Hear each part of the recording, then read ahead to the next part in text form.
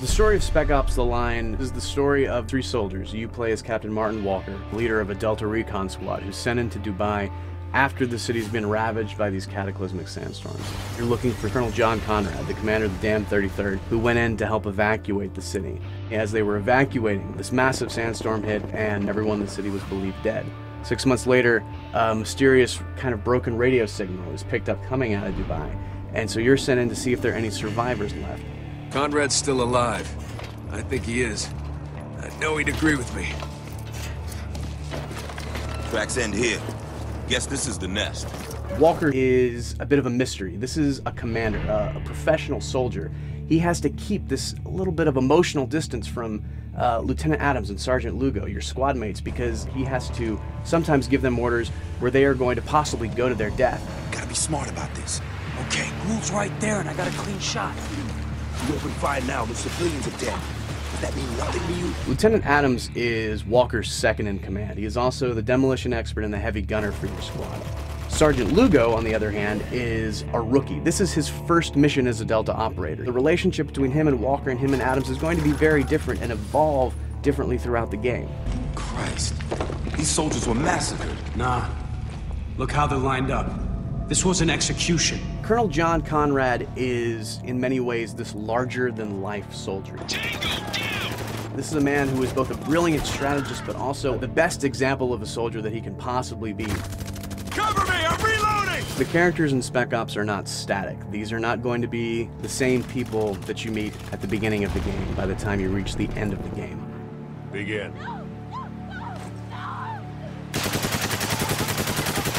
What happens to them and what happens to you is similar to what has happened to Dubai. The sandstorm has stripped away everything that they thought they were to who they really are. We're gonna keep at this until you tell me what I want to know. The moral choices in Spec Ops are different from what players have come to expect out of a video game. They are not between A or good, B or bad. These choices are about holding a mirror up to yourself.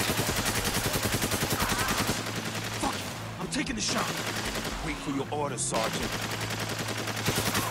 We chose to set Spec Ops in Dubai for two reasons. One, this is not meant to be a game about global conflicts. You are not fighting other nations, you are not fighting terrorists with a nuke. So we didn't want people to be thinking about any conflicts that are currently happening or maybe have happened in the recent past.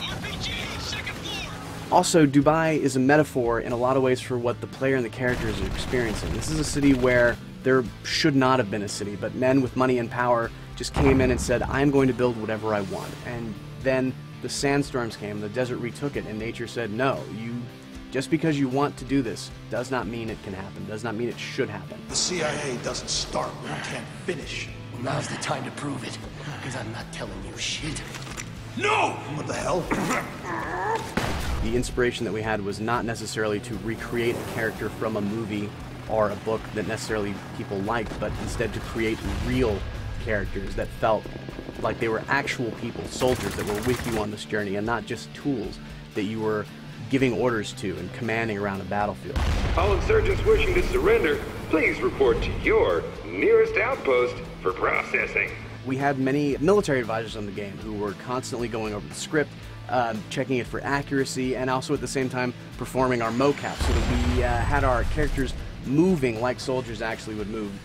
Spec Ops is a game about who we are as gamers, and that's where the title of the game comes in. Spec Ops: The Line.